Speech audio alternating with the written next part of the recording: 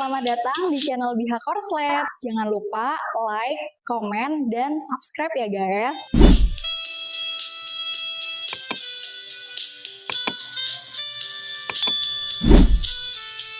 Bab 488.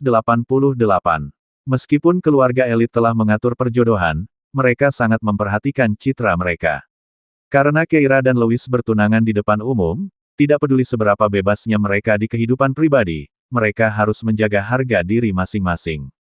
Memikirkan hal ini, Austin memasuki restoran. Pada saat ini, Keira sedang makan bersama Louis yang sedang kesal, seolah tidak menyadari ketidaksenangannya. Mereka sedang mengadakan barbeque daging sapi Wagyu hari ini. Setelah daging sapi disajikan, Louis tetap diam dan mulai memanggang daging untuknya. Keira akhirnya merasakan ada yang tidak beres dan bertanya dengan hati-hati, "Apakah kamu sedikit kesal?" Louis berhenti sebentar ketika secercah kegembiraan muncul di dadanya. Karena dia bertanya, dia mungkin juga harus mengatakan yang sebenarnya padanya. Saat pikiran itu terlintas di benaknya, dia mendengar Keira berkata, "Grup Horton baru saja pindah ke Clans, dan pasti ada banyak hal yang harus ditangani. Apakah kamu kelelahan? Kalau begitu, jangan terlalu memaksakan diri menjadi sopirku. Kamu harus pulang dan mengurus urusan bisnismu." Louis terdiam. Bagaimana bisa wanita ini begitu tidak peka? Kapan dia pernah mengeluh karena lelah? Louis merasakan napasnya semakin cepat seolah-olah dia akan pingsan karena frustrasi karena wanita ini. Dia memalingkan kepalanya, mengabaikannya. Tepat saat Keira hendak mengajukan pertanyaan lain, Austin muncul lagi. "Nah, Keira, tahukah kamu kalau keluarga Horton akan mengadakan pesta?" Keira mengangguk. "Aku tahu." Austin terbatuk, melirik ke arah si gigolo, dan bertanya, "Apakah kau tahu dengan dalih apa keluarga Horton menyelenggarakan perjamuan ini?" Keira terkejut. "Dalih apa?" Austin tidak berbicara, tetapi melirik bangga ke arah si gigolo sekali lagi. Awalnya ia mengira bahwa mengungkit keluarga Horton saat ini akan membuat si gigolo tidak senang. Tanpa diduga, tatapan pria itu tiba-tiba berubah tajam, matanya dipenuhi dengan rasa ingin tahu. Bagaimana mungkin Louis tidak bersemangat? Dia sudah mengatakan bahwa keluarga Horton sedang mengadakan perjamuan, jadi dia tidak bisa mengungkapkan bahwa itu adalah hari ulang tahunnya. Namun, informasi ini bisa saja diketahui dari orang lain, bukan? Dan sekarang, orang itu ada di depannya. Bibirnya melengkung membentuk senyuman. Austin bingung. Bagaimana mungkin, si gigolo ini, memiliki kulit tebal, mengetahui bahwa Keira bertunangan dengan keluarga Horton. Bahkan ketika dia menyinggung keluarga Horton, pria itu masih duduk di sana sambil tersenyum. Kalau saja, si gigolo, tidak menghajarnya sebelumnya, Austin setidaknya akan mengejeknya beberapa kali. Tetapi sekarang, dia tidak berani. Dia hanya bisa menyebutkan beberapa berita tentang keluarga Horton agar membuatnya jijik. Jadi, Austin mengalihkan perhatiannya kembali ke Keira. Itu dengan dalih. Sebelum dia bisa menyelesaikan kalimatnya, telepon Keira berdering. Keira menundukkan kepalanya dan melirik layar, hanya untuk mendapati bahwa itu adalah Lady Yale. Dia segera menjawab panggilan itu. "Halo, Lady Yale." Lady Yale langsung berkata, "Nona Olsen, saya dengar dari Austin bahwa Anda adalah Nora.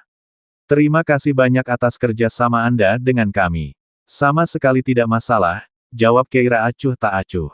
Lady Yale terbatuk. "Nona Olsen, ada kesalahpahaman mengenai masalah sebelumnya. Kami pikir kerjasama itu karena Anda sangat membutuhkannya untuk memperkenalkan lembaga penelitian Anda, tetapi sekarang setelah kami melihat Anda membantu dalam kontrak ini, keluarga Yale berutang budi kepada Anda. Jika Anda membutuhkan bantuan, katakan saja, dan kami akan melakukannya." Mendengar janji ini, Keira entah bagaimana mengerti mengapa keluarga South bersikeras agar dia bekerja sama dengan 5 keluarga besar Clans. Dia mengatupkan bibirnya. "Kau terlalu baik." Lady Hill menambahkan, "Karena aku berutang budi padamu, aku akan mengatakan lebih banyak lagi. Sejak kemarin, ada desas-desus yang sengaja disebarkan di Clans, dan semua orang di lingkaran ini telah mendengarnya." Keira sedikit terkejut. "Rumor apa?" Lady Hill berkata, "Sejak kemarin, reputasimu di dalam lingkaran pertemanan telah berubah. Dulu kau dikenal sebagai putri baru Paman Olsen, putri paling terhormat di Clans, tetapi sekarang dikatakan bahwa kehidupan pribadimu berantakan karena kau tidak menunjukkan rasa hormat kepada keluarga Horton dan memiliki seorang gigolo di sekitarmu. Dikatakan juga bahwa hubunganmu dengan keluarga Horton cukup canggung. Aku mendengar seorang mahasiswa sebagai pacarmu. Aku menyarankanmu untuk segera putus, rumor seperti itu buruk untukmu. Keira mengangkat alisnya. Lady Yil, tahukah Anda siapa yang memulai rumor ini? Saya tidak tahu. Namun, saya dapat memberikan sedikit informasi, jawab Lady Yil. Ada apa? Tanya Keira. Lady Yil terbatuk lagi. Ketika kami berselisih dengan keluarga Olsen, seseorang secara anonim mengirim Austin hasil tes tentang kesehatan Alice. Keira terkejut mendengar ini. Lalu dia mengangkat sebelah alisnya. Hasil tes Alice selalu dirahasiakan dan tidak mudah diketahui oleh orang luar. Lady Yil secara halus menyiratkan dengan kata-katanya bahwa kekacauan itu adalah mata-mata dalam keluarga Olsen. Implikasinya ialah bahwa dari ketujuh putra dalam keluarga Olsen, sementara paman Olsen tidak mempunyai putra sendiri, semuanya memiliki klaim atas warisan dan dapat bersaing untuk mendapatkannya. Dengan kata lain, siapapun di antara keenam saudara lainnya dapat melakukan tindakan terhadap Alice untuk memperjuangkan warisan. Perseteruan keluarga di kalangan orang kaya seperti itu cukup umum terjadi. Keira juga mengerutkan kening, merenungkan siapa di antara saudara-saudaranya yang akan memperebutkan warisan. Saat dia memikirkan hal ini, dia menyingkirkan anak bungsunya, Charles, karena dia tidak cukup pintar, dan James, yang bertekad untuk menikah dengan keluarga lain, jadi dia juga tampak tidak mungkin. Itu berarti tidak ada dua orang, sehingga hanya tersisa 4 tersangka potensial. Dia menunduk dan berkata lembut, Lady Yil, terima kasih atas peringatannya. Jangan sebutkan itu, jawab Lady Yil. Kamu bilang kalau aku butuh bantuan, aku tinggal minta saja, kata Keira. Tepat sekali, Lady Yil menegaskan. Sampai jumpa di pesta keluarga Horton. Lady Yil menutup telepon, dan Keira mengalihkan pandangannya ke arah Austin. Austin tampak bosan karena dia sedang menelepon dan memperhatikan Lois. Setelah melirik, dia terbatuk dan bertanya, Kira, pria milikmu ini terlihat cukup mengancam. Siapa namanya? Mendengar ini, Keira mengangkat alisnya. Dia mengangkat dagunya dan menoleh ke Austin. Lois Horton. Bab 489. Austin tercengang. Dia bingung. Seperti Lois Horton dari Horton Group. Keira mengangguk. Austin melirik Lois sekali lagi dan tersenyum padanya. Lois tidak berbicara, yang merupakan sebuah konfirmasi. Austin memasang wajah masam lalu berkata kepada Keira, apa kau bercanda? Apa kau benar-benar berpikir Lois tidak punya hal lain yang lebih baik untuk dilakukan selain mengantarmu? Keira tidak tahu harus berkata apa. Lois, yang tampaknya tidak ada hal lain yang lebih baik untuk dilakukan, juga tidak tahu harus berkata apa. Tepat saat Keira hendak menjelaskan, Austin berdiri. Baiklah, kau tidak perlu menggodaku lagi. Jangan abaikan peringatan yang baru saja diberikan ibuku. Ada mata-mata di keluarga Olsen, jadi berhati-hatilah. Dan untuk jamuan keluarga Horton, anggaplah serius dan jangan lupa membawa hadiah. Meninggalkan kata-kata itu, dia berdiri dan pergi. Lois terdiam. Tidak bisakah kau menjelaskan semuanya sebelum pergi? Hadiah apa? Keira, di sisi lain, menggelengkan kepalanya dan tersenyum. Setelah selesai makan, Keira tampak mulai tidak sabar untuk berbelanja dan berkata, apakah kamu merasa berbelanja itu membosankan? Ayo pulang saja. Langkah Lois sedikit goyah, lalu dia terbatuk dan melonggarkan dasinya. Tidak membosankan? Kenapa membosankan? Keira ingin mencari alasan untuk pergi dan tidak menyangka akan mendapat balasan seperti itu. Dia terbatuk. Menurutku itu membosankan. Lois menatapnya dengan ekspresi yang sulit dijelaskan. Bagaimana kalau kita pergi membeli hadiah untuk pesta keluarga Horton? Austin baru saja mengingatkanmu untuk membawa hadiah. Keira melambaikan tangannya. Itu tidak perlu. Keluarga Olsen akan menyiapkannya untukku. Lois terdiam. Dia merasa mendapatkan hadiah ulang tahun ternyata sangat sulit. Ia berjalan dengan susah payah di belakang Keira, kedua tangannya menenteng tas. Sayang sekali tidak ada satupun barang di dalam yang diperuntukkan baginya. Lois mengikuti Keira sampai ke tempat parkir bawah tanah. Melihat Keira benar-benar hendak pergi, dia memutuskan untuk meminta hadiah itu sendiri dan mengklarifikasi semuanya. Lois terbatuk. Keira, sebenarnya, perjamuan keluarga Horton itu tentang... Keira tiba-tiba berbalik dan menempelkan jarinya di bibirnya.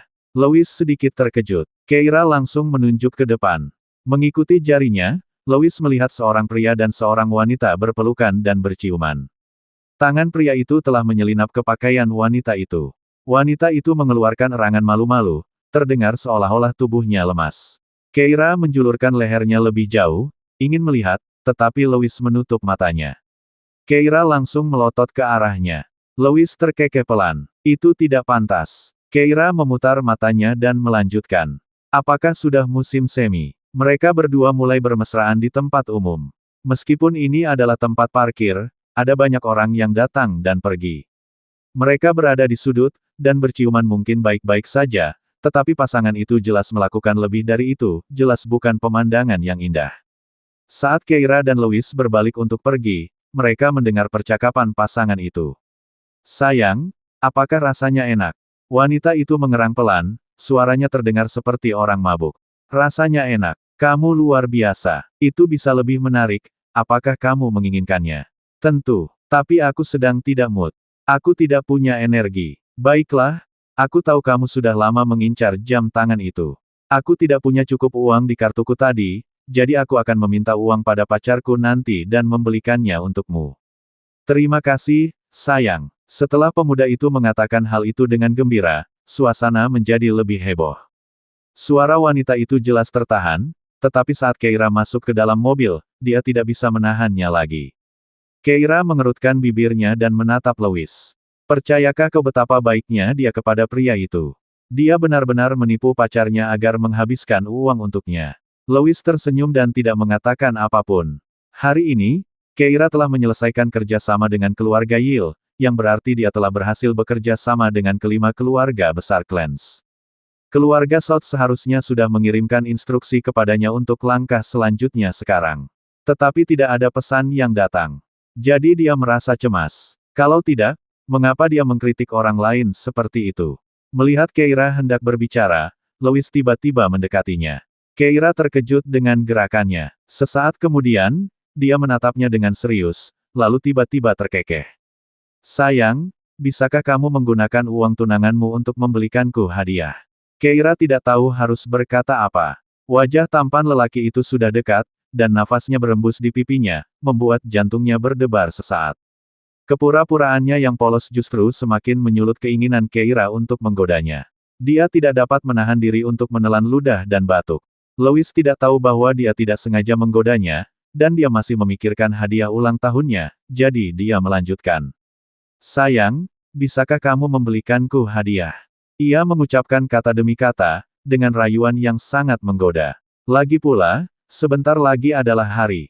Sebelum dia sempat menyelesaikan ucapannya, hari, dia tiba-tiba didorong menjauh. Wajah Keira memerah saat dia memarahinya dengan suara lembut, jalan saja. Louis terdiam. Dia menarik sudut mulutnya dan hanya bisa menyalakan mobil dengan tenaga besar. Tampaknya dia ditakdirkan untuk kehilangan hadiah ulang tahun ini. Semua karena keluarga South itu. Dan mengapa keluarga Yil tidak menandatangani kontrak lebih awal? Itu telah mengalihkan perhatian Keira. Louis mengeluh dalam hatinya saat mengantar Keira kembali ke kediaman selatan. Begitu memasuki pintu, Keira membagikan barang-barang yang dibelinya kepada semua orang. Ada pakaian Amy, mainan Amy, dan pakaian untuk Mary, pakaian pelindung radiasi, dan seterusnya. Semua orang menerima hadiah kecuali anak laki-laki yang berulang tahun itu sendiri. Louis merasa patah hati. Melihatnya, yang langsung mulai bermain dengan Amy dan Mary, dia tak dapat menahan diri untuk tidak menarik napas dalam-dalam. Keira, aku masih punya pekerjaan yang harus dilakukan. Aku akan naik ke atas. Itu seharusnya menjadi pernyataan yang diucapkan dalam kemarahan, tetapi Keira mengabaikannya tanpa menoleh ke belakang. Tentu, silakan. Louis pun naik ke atas dengan perasaan murung dan putus asa. Akibatnya, sore itu, baik grup Horton maupun kekuatan internasional Louis merasakan kemarahan yang luar biasa dari bos mereka. Jika masalah kecil ini saja tidak bisa kalian tangani, apa gunanya aku memperkerjakan kalian? Kalian harus bekerja lembur malam ini dan memberiku jawaban. Setelah Louis menyelesaikan rapat dan menutup panggilan konferensi, ia menerima pesan dari Tom. Bos, apakah suasana hati Anda sedang buruk hari ini? Louis menjawab dengan dingin sambil memberikan tanda tanya. Tom berkata, kamu berbicara dengan pertanyaan-pertanyaan retoris sepanjang hari, melampiaskannya pada orang lain. Louis mengirimkan tanda tanya lainnya. Tom berkata, jika suasana hatimu sedang buruk, melampiaskannya pada kami adalah hal yang wajar, tetapi jangan melampiaskannya pada Nona Olsen. Dia sudah cukup tertekan. Ia berharap pasangan muda itu tidak mendapat masalah gara-gara masalah sepele. Melihat pesan ini, Louis berhenti sejenak.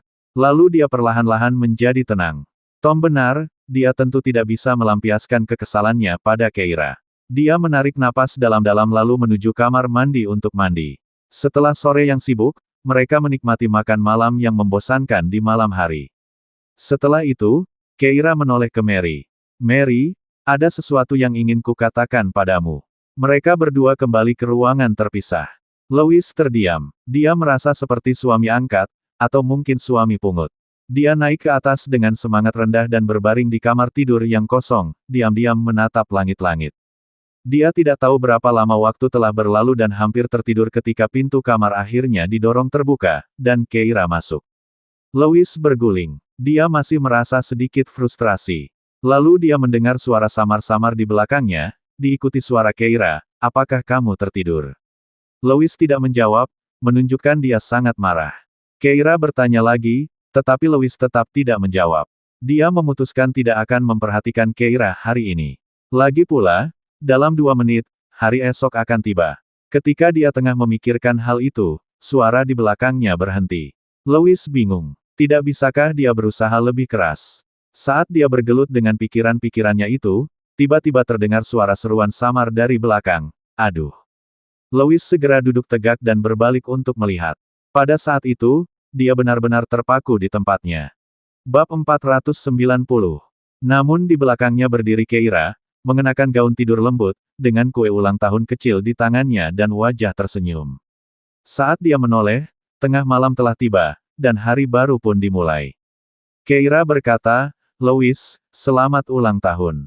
Senyumnya manis dan tulus, membuat Louis terpesona sesaat. Dia menatap Keira dengan heran, kau tahu.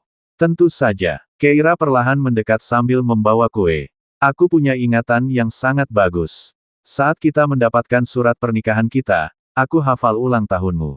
Louis tercengang. Lalu hari ini, dia terkejut, lalu tiba-tiba menyadari sesuatu. Kau melakukannya dengan sengaja. Sambil menahan tawanya, Keira melangkah maju lagi, meletakkan kue itu di atas meja kopi, lalu, seolah-olah dengan sihir, mengeluarkan sebuah kotak kecil dari sakunya dan menyerahkannya kepadanya. Ini untukmu. Louis ragu-ragu. Dia perlahan membuka kotak itu dan mendapati isinya adalah sebuah jam tangan. Itu buatan tangan, bukan jam tangan elektronik tetapi jam tangan mekanik kuno, dari merek terkenal, tetapi modelnya agak khusus. Louis menyukainya pada pandangan pertama. Kau menyukainya, bukan? Setelah Keira bertanya dan melihatnya mengangguk, dia tertawa. Aku tahu kamu akan menyukainya. Louis terkekeh lagi. Ia langsung mengenakan jam tangan itu di pergelangan tangannya. Ditambah dengan jam tangan dan set piyama sutra hitamnya, Keira merasa ia sangat menawan. Louis tiba-tiba menatapnya, namun, ada hadiah lain yang lebih aku sukai. Yang mana? Begitu Keira bertanya, dia langsung dipeluk erat oleh pinggangnya lalu terjatuh ke dalam pelukannya, merasakan sensasi geli di dekat telinganya saat suara itu mengikutinya. Kamu. Keira terkejut. Dia mencoba mendorong Louis namun mendengarnya bertanya, kapan kamu membelinya? Hari ini. Kalau tidak, untuk apa aku mengajakmu berbelanja? Membosankan sekali. Keira telah menghabiskan seluruh hidupnya mempelajari hal-hal baru, dan dia sebenarnya tidak menikmati kegiatan seperti berbelanja pakaian. Louis tertawa lagi. Aku bersamamu sepanjang hari ini. Bagaimana mungkin aku tidak menyadarinya? Keira terkekeh. Tentu saja, karena aku membelakangimu. Dia sudah lama mengincar jam tangan ini dan menelepon toko untuk memesannya. Hari ini, dia hanya pergi mengambilnya dan menyelipkan jam tangan itu ke dalam tas belanjanya sementara suaminya sedang berkeliling. Louis bertanya, apakah kamu menggodaku sepanjang hari? Ya, melihatmu menginginkan hadiah tapi bertingkah bangga itu sangat menyenangkan. Keira menahan tawanya. Dia teringat saat-saat ketika dia hampir tidak dapat menahan diri untuk tidak mengatakan kebenaran, tetapi dia sengaja menemukan sesuatu untuk menyela dia. Mengapa dia harus peduli dengan orang-orang yang bermesraan di tempat parkir? Apakah dia benar-benar mengira dia suka menghakimi orang lain dengan santai? Itu semua hanya untuk mengalihkan perhatian. Louis mencubit pinggangnya. Pinggangnya tidak memiliki lemak berlebih dan halus saat disentuh, satu tangan tampak hampir cukup untuk melingkarinya, membuat tangan besarnya tiba-tiba hangat. Matanya tampak semakin gelap. Apakah menggodaku itu lucu bagimu? Keira berkata, intinya adalah memberimu hadiah secara langsung tidak akan semenyenangkan itu. Bukankah kontras sebelum dan sesudahnya lebih menyenangkan bagimu? Menyenangkan. Louis menunduk, membenamkan wajahnya di leher wanita itu, suaranya teredam. Ini ulang tahun paling bahagia yang pernah kualami. Keira mengangguk setelah mendengar ini. Tepat saat dia hendak mengatakan sesuatu yang lain, dia mendengar lelaki itu berkata, namun, aku bisa lebih bahagia lagi. Keira, bisakah kau memenuhi satu permintaan kecil untukku? Apa? Keinginanku adalah. Saat berikutnya, suara-suara sayang terdengar dari ruangan itu. Keira berpikir, aku tidak akan berani main-main dengan pria bajingan ini lagi. Keesokan paginya, begitu Keira terbangun dan merasakan nyeri yang tak kunjung hilang di sekujur tubuhnya, ia tak kuasa menahan diri untuk mengeluh dalam hati. Louis merasa segar dan bersemangat seolah-olah dia telah disuntik dengan ramuan ajaib.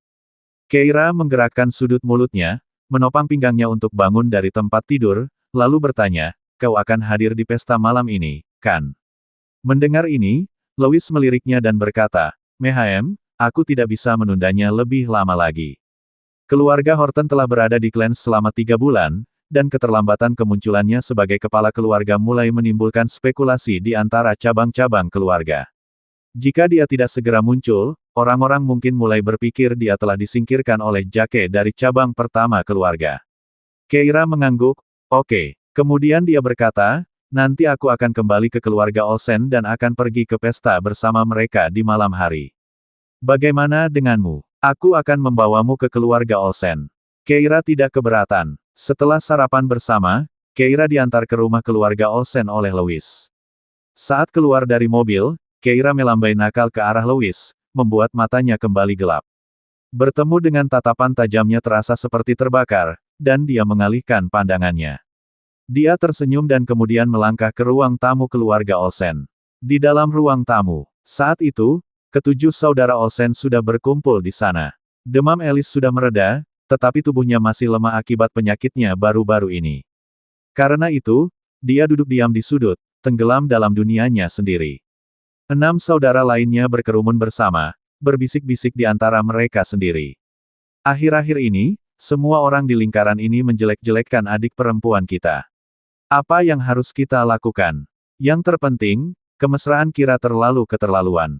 Kemanapun dia pergi, dia selalu membawa serta sopir itu, membuat semua orang di lingkaran itu sadar bahwa dia memelihara seorang gigolo.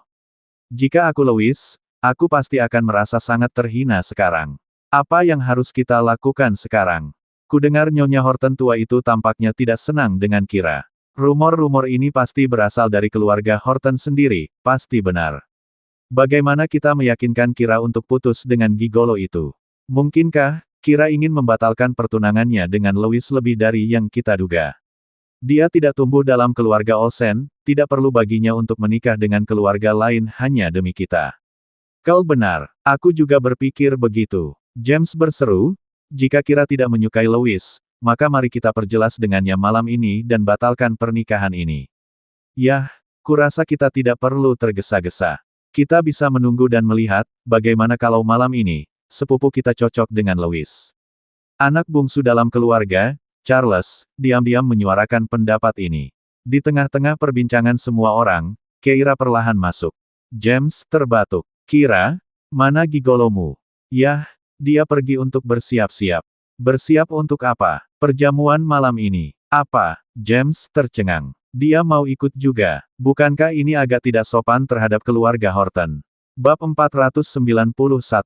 Keira melihat James hampir melompat kegirangan, jadi dia mengangkat alisnya dan mengangguk. Ada apa? Tidak bisakah kita pergi? Tentu saja, mereka tidak bisa pergi. James hendak mengatakan ini ketika Alice tiba-tiba datang.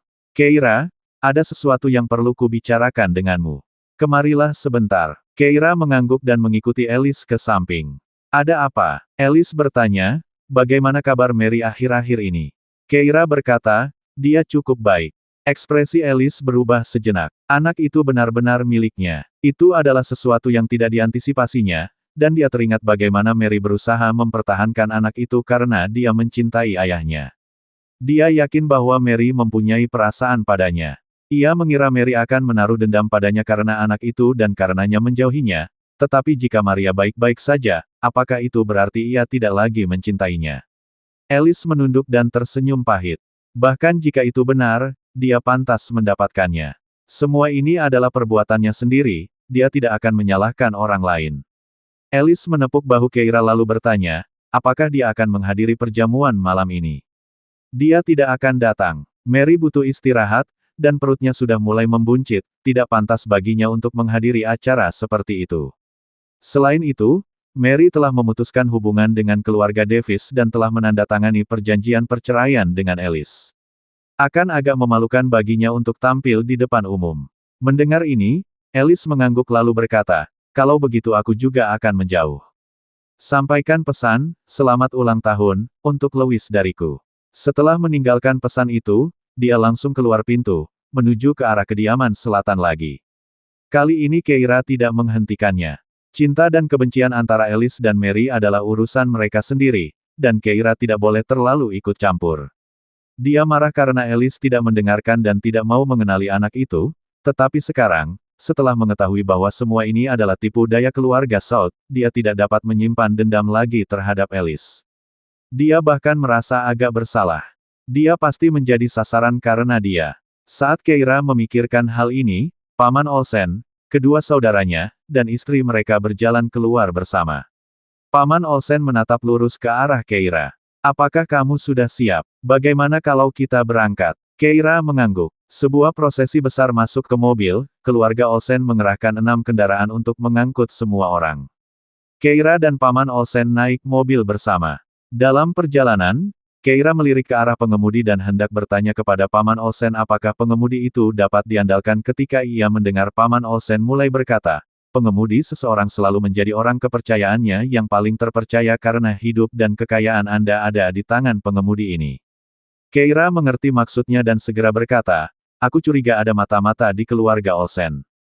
Keira menceritakan kecurigaannya kepada Paman Olsen dan akhirnya bertanya, menurutmu siapa di antara keempat bersaudara itu? Dia telah mengesampingkan James dan Charles, karena dialah yang paling banyak berhubungan dengan mereka. Mendengar hal itu, Paman Olsen meliriknya lalu berkata, keempat saudaramu yang lain pun tidak akan melakukan hal seperti itu. Keira ragu-ragu. Apakah mereka bisa dipercaya? Ya, jawab Paman Olsen. Keluarga Olsen tidak akan mengalami pertikaian internal.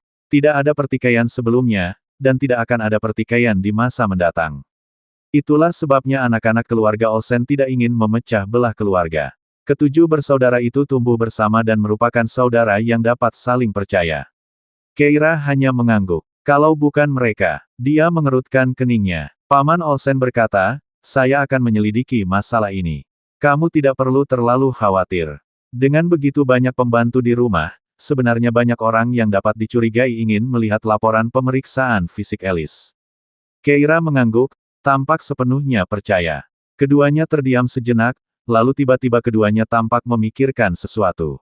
Keira menatap Paman Olsen dan berkata, sebenarnya, ada orang lain di keluarga Olsen yang patut dicurigai. Paman Olsen mengangkat alisnya dan bertanya, siapa dia? Keira menyebut sebuah nama, dan Paman Olsen langsung tertawa dingin. Saya akan segera mengirim seseorang untuk menyelidiki ini. Mobil mereka segera tiba di kediaman Horton. Kediaman utama keluarga Horton di Clarence sangat besar, terletak di zona kelima. Tempat tinggal itu menyerupai rumah bangsawan dan tampak tidak kalah mengesankan dari kantor pusat lama mereka di Oceanion. Ketika iring-iringan mobil keluarga Olsen tiba, orang-orang keluarga Horton segera keluar, siap menyambut mereka. Pada saat ini, kediaman Horton sudah penuh dengan tamu. Louis tidak hadir, dan Jake, sebagai generasi muda keluarga Horton, menyambut para tamu di pintu masuk. Kondisi pikirannya masih sangat buruk. Ketika ia mengunjungi Clarence, ia pergi ke rumah sakit jiwa untuk menjenguk Isla dan mendapati bahwa orang yang tadinya waras itu telah menjadi gila. Begitu melihatnya, Isla bergegas memohon belas kasihan, ingin ia membawanya pergi, bahkan berlutut di tanah dan mengakui bahwa ia telah salah sebelumnya dan berjanji tidak akan pernah menipunya lagi. Kondisinya memang lebih menyedihkan daripada kematian itu sendiri. Namun, Jake tidak bisa menunjukkan sedikit pun simpati. Memikirkan hal-hal yang telah dilakukan Isla kepada Keira, dan mengetahui bahwa Isla selalu sadar bahwa dirinya adalah anak haram, tetapi dia berbohong kepadanya, yang pada akhirnya menyebabkan Isla mengecewakan Keira, membuatnya kehilangan kesempatan mendapatkan Keira, dia hampir berharap bisa membunuh Isla. Jika dia tidak memedulikan status sosial di masa lalu, jika dia tidak menyerah mengejar Keira karena identitas Keira, akankah mereka bahagia bersama sekarang? Pikiran-pikiran ini meninggalkan Jake dengan sedikit ekspresi melankolis. Dia benar-benar mencintai Keira. Setelah merayunya selama 4 tahun di perguruan tinggi, dia mencintainya sampai 4 bulan setelah kematiannya, dia masih tidak bisa berhenti memikirkannya. Kasih sayang yang ia berikan tak kurang dari kasih sayang pamannya yang lebih muda. Mengira tunangan pamannya yang lebih muda juga akan datang hari ini, Jake tiba-tiba merasa sedikit tidak nyaman. Baru 4 bulan berlalu sejak kematian Keira, dan pamannya yang lebih muda telah memiliki cinta baru. Apakah dia benar-benar menghormati cinta Keira? Sambil memikirkan hal itu, Jake mengepalkan tangannya erat-erat. Oleh karena itu, dia tidak memiliki kesan yang baik terhadap tamu tak diundang dari keluarga Olsen, dan ketika dia mendengar penjaga gerbang mengumumkan kedatangan keluarga Olsen, dia sengaja tidak menyampaikan pesan itu ke dalam. Dia tahu bahwa status keluarga Olsen berarti tidak pantas jika dia sendiri yang menerima mereka. Orang tuanya atau pamannya yang lebih muda harus keluar untuk menyambut mereka, atau bahkan Nyonya Horton yang tua harus muncul untuk memberikan rasa hormat yang pantas mereka terima kepada keluarga Olsen. Tetapi dia tidak ingin memberikan rasa hormat itu pada keluarga Olsen, jadi dia hanya mengejek. Tepat saat itu, Victoria tiba-tiba muncul di hadapannya, dan sambil tersenyum, dia berkata, "Permisi, apakah Anda Jake?" Jake berhenti sebentar. Victoria berkata, "Saya adalah putri angkat keluarga Olsen. Anda pasti pernah mendengar tentang saya, bukan?" Jake mengangguk. Victoria melanjutkan, "Saya di sini hari ini untuk berbicara dengan Anda, tentang Kira dan pacar gigolonya di luar sana." Mendengar kata-kata itu, Jake tertegun sejenak. "Siapa yang kau bilang? Keira?" Bersambung ke bab selanjutnya.